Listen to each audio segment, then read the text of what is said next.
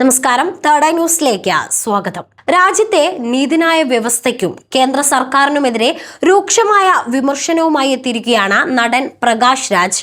ഹൈദരാബാദിൽ IPCR സംഘടിപ്പിച്ച പരിപാടിയിൽ സംസാരിക്കവെയാണ് ഇന്ത്യൻ കോടതികൾ രാജ്യത്തിന് തന്നെ നാണക്കേടാണെന്ന് അദ്ദേഹം വിമർശിച്ചത്.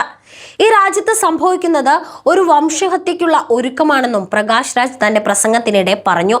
ഒരു കാലത്ത് സാധാരണക്കാരന്റെ അവസാന പ്രതീക്ഷയായിരുന്നു കോടതികളെന്ന് പ്രകാശ് രാജ് ഓർമ്മിപ്പിച്ചു.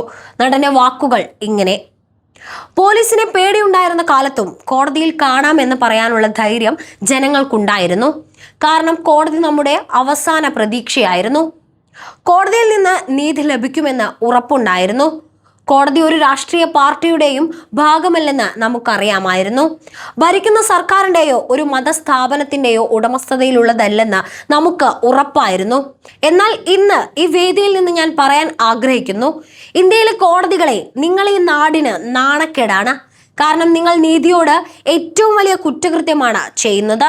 രാജ്യത്ത് നടക്കുന്നത് മുസ്ലിങ്ങളെയും ആദിവാസികളെയും ന്യൂനപക്ഷങ്ങളെയും തുടച്ചു നീക്കുക എന്നാണ് ഭരണകൂടത്തിന്റെ അജണ്ട.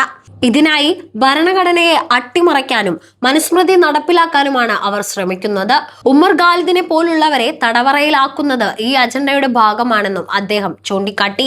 നമ്മുടെ പോരാട്ടം BJPക്കെതിരെ മാത്രമല്ല, മറിച്ച് RSSനെതിരെയാകണമെന്നും അദ്ദേഹം ആഹ്വാനം ചെയ്തു.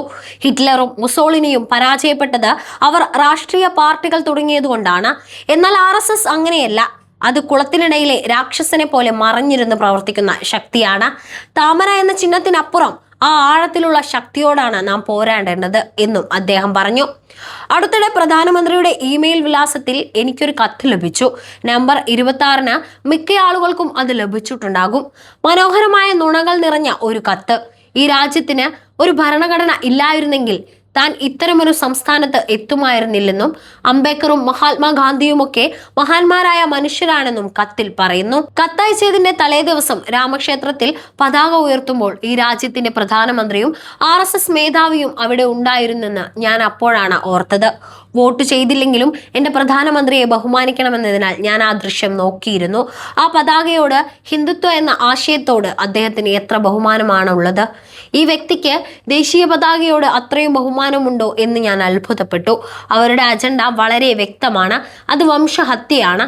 ഉമറും ഞാനും നിങ്ങളും അടക്കമുള്ളവർ രണ്ടാം തരം പൗരരാകണമെന്നത് അവർ ആഗ്രഹിക്കും. അതിനെക്കുറിച്ച് ബോധമുള്ളവരാകാനും ജാഗ്രത പാലിക്കാനുമാണ് ഞാൻ നിങ്ങളോട് പറയുന്നത്. RSSനെതിരെ പോരാടാൻ ആഹ്വാനം ചെയ്തുകൊണ്ട് ഞാൻ എൻ്റെ വാക്കുകൾ നിർത്തുന്നു. ഇങ്ങനെയായിരുന്നു പ്രകാശ് രാജിന്റെ വാക്കുകൾ.